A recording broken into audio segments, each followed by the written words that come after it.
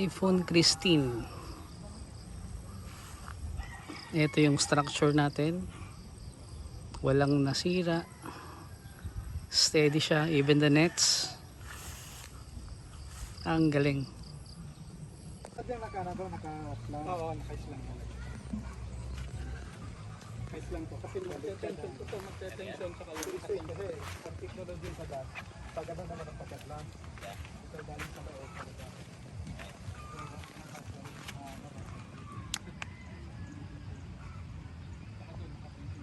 Ang trabaho namin dito, pagbukas nila doon ng line, iikutan nila yan eh. Araw-araw. Para inspection nila. Inspection nila yun. So, pagkatapos ng inspection, tapos na yan. Kabila naman. Talaga time. Time yung galaw. Ngayon. Pagka magandang timing.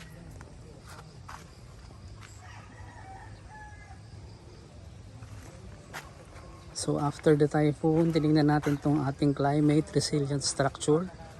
And makikita nyo, walang nasira. Healthy yung mga halaman.